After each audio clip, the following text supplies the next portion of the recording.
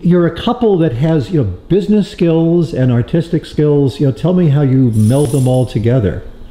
Well, let's see. As the artist, he does the finance part of my business, a lot of it. I ran a tour to Italy this year, and Chris was the numbers guy who created the spreadsheets and made sure everything was going to work out financially and made sure I stayed on budget, that kind of thing. So I'm the one that can come up with the creative locations and the itinerary, and he's the business manager who makes sure it all stays financially solvent. Yeah. So that's a good tag team skill to have when you're an artist, is to have someone who knows the numbers really well.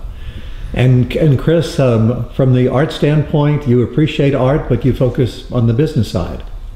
Yes, but I envy her role because she got to go to Italy and I stayed here. So it was much more enjoyable perhaps for her, but I certainly appreciate art and met her in an art gallery. The very first time we met, I went into an art gallery in Dallas. And while I ended up buying the piece of art, I ended up marrying the person who sold it to me. Did knowing her influence your decision to purchase the art? I paid more. he didn't dare ask for a discount. I didn't ask for a discount. He wanted to make a good impression. Yeah. Each of your jobs is pretty intensive. You're running a business, and then you run a business, and you do very precise work. I mean, that all takes a lot of patience, doesn't it? Yes, lots of patience. I have the technical patience with the manual dexterity. He has the patience to manage 38 employees. And work with 40 different municipalities. 45. 45, wow. Right. One of which is Irving. Irving is one of his clients. So, being part of Hackberry Creek, tell us what you like most about being part of this community. And I'm involved in a couple different initiatives with the Parks Committee here in Hackberry, and that's always a tag team, because when the first time we worked on Memorial Park, when it was being constructed, our children were really small, and so one of us had to stay home and babysit while the other one ran up in the rain, in the mud, and helped work on the park. So that's always been a good thing that Chris, since he owns his own company, he's got a more flexible schedule, and if I'm out of town on a job or something like that, we can tag team for each other. And also with the neighborhood, there's a lot of carpooling going on, which is a fantastic thing. Save energy, save gas, and save time, with all of us helping get each other's kids to and from wherever we need to go. But when they built the Hackberry Greens, I was working with a company that did water jet cutting, and I designed a medallion for the center gazebo. So we cut the medallion out of slate and we inlaid glass in there, and that was a really tag team neighborhood effort. There were a lot of neighbors that came out, helped with the wet sawing, helped with the gluing, helped with the placement of all the little tiles. So we did it in 108-degree heat or something crazy like that, but it turned out really well, and it's a really nice addition to customize the park, so it's not just any old neighborhood park. So it's kind of a nice thing to be able to participate and give your services back to the community. So there are a lot of talented people in Hackberry that have a lot of different skills, and you see that coming out in Taste of Hackberry, where there are restaurant owners that live in the neighborhood who donate their time. There are writers, there are gardeners, there are I don't know, interior decorators that help their neighbors, and that's a really neat thing. If you look at the back of the Hacker Yacker and you see all the trades and skills and talents that people have to offer, it's really quite impressive, I think. I think another element that's interesting about this community is the cultural diversity of the people that live here. For example, there's a large Latin community, there's a large Asian community, and it's very nice to learn more about other cultures and get to know other people, try their foods, learn their history, their backgrounds, and that's a nice element because there's quite a bit of diversity here. Yeah. Okay. I think my business has more opportunities for international work. I've traveled abroad to do mosaic work and to take workshops, and then I also do the tour every year to Italy, and that brings in people from Australia, Mexico, the UK, all over the United States to come together in Italy and travel around. One of the payoffs for Chris, who has to stay home and manage the house and the children while I'm gone, is that we're able to then set aside time to take a family vacation. And what we've been doing is traveling overseas at Thanksgiving. When everyone else is traveling home to see family in the United States, we take that time to take an international trip as a family and go someplace interesting that we haven't gone before. So usually, you know, Spain or Italy to see friends. This year we're going to go to Puerto Rico. It's a really nice time that's not the avid travel season for everyone else, and we really enjoy going to a place when it's less touristy and less crowded. But a lot of our travel choices are dictated by friends we've met here in the Hackberry community that are also international. So when we went to Spain, we stayed in Barcelona and in Madrid with people that were former residents of Hackberry that we became very close with. And both of them happened to be my former clients, because a lot of my work is word of mouth. So people get to know me and they hire me. You know, the Hackberry residents are opening up a restaurant, and then they'll hire me to do a mosaic for the restaurant, and so they become clients. And it's really a fun, interesting opportunity to turn those relationships into good friendships. And that always ends up in a big dinner party, which is the other thing we like to do. Chris is a really good cook. We have a big backyard. We have a big dining room table, and we love to have friends over and cook and entertain, and there are always lots of kids running around, and you know, patio parties and that kind of thing, which you can always find someone in Hackberry who's willing to come over and have a drink and bring some food and potluck and grill out and turn up the music. So that's really fun. Good. Your company. I started a company called Pet Data, and what we do is provide animal licensing services to cities and counties around the country. Basically, we track dogs and cats for the cities, for the municipalities. Right now, we work with 45 municipalities, including Irving, but many other larger ones, Houston, Atlanta, Philadelphia. And then, let's see, drawing blank here. We can start the sentence at the beginning. I'm sure you can edit accordingly. Yeah.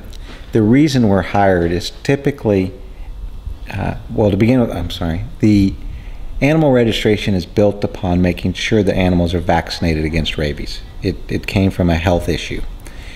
What we do is provide the same service to the municipalities at a lower cost, and we generate additional revenue and have more animals registered. The result is there are a lot fewer problems with pet overpopulation. There's more revenue to help the animal services community, and it saves the taxpayers money. It's been an enjoyable process for multiple reasons. Most of my decisions in life are dictated by what's my priorities, of course, and that would be family to begin with. By running my own company, I'm able to take time off as needed. I still have to make up the work, but take time off and see my family, my daughters growing up, take time and spend time with them and with Julie. And so it gives a lot more flexibility, and that's been the motivation. It's been fun to watch the company grow as we've grown quite a bit over the last dozen years. And as I said, we now work with 45 cities all over the country. I'd love to go to beautiful areas, but typically I have other people that do that. Right now we have about 40 employees, and we've grown quite a bit over the last few years as cities and counties have looked much further in terms of ways to reduce cost and generate additional revenue. Right, we've registered over 4.5 million dogs and cats over the years. And a few pigs. A few pigs and a few, what other? Wolf hybrids. A wolf hybrid, an occasional burrow. Ferret. And ferrets. Ferrets. Yes, in certain communities you're required to register your ferret. So we do have a great database of dog and cat names. We can always tell you what the most popular breeds are, as well as the most popular dogs and cats. And it's been a fun process. It's nice to see the company grow. With those 40 employees, I'm probably helping out, I don't know what the right phrase is. There's probably over 100 people that are affiliated with Pet Data in terms of family members. And it's nice to have a company that's growing to help support them and provide jobs for that many people. Nice. And on the subject of pet names, what name have you found to be the most charming or interesting for pets? Any name come to mind? What are the top three? You did that as a trivia thing at your Christmas party. I wish I could remember those top three. One of them was Max. For cats and dogs, Max is a very popular name. It wasn't Spot. It was a Lucy or something. Do you remember the name? Max and Lucy. Yeah, they every year at his Christmas party, which this year they had at Cavalli Pizza, #1. They do a trivia contest, and this year they did stats from within the database. You know, the managers compiled questions for the employees, and they gave away gift cards as prizes and stuff. So, you know, what was our top registration month, and how many licenses, and who's our biggest client, and that kind of thing. What was the top breed? Do you remember? It wasn't a pit bull. It was like a border collie or no, lab. Labrador was the most popular. Labrador breed. Retriever is the most popular, and then Golden, and then I don't know what the third one was. And for cat, it's always a mixed breed. That's yeah, the most common. American mix, like we American have. mix, Yeah. We have is two the most rescue common. kitties. And Max has been a very popular name. I'm not sure where that comes from, or what movie or something that motivated that one. Yeah. But what another interesting thing that ties his company into the community, yes, it's a local business, but we get a lot of referrals of employees from the University of Dallas.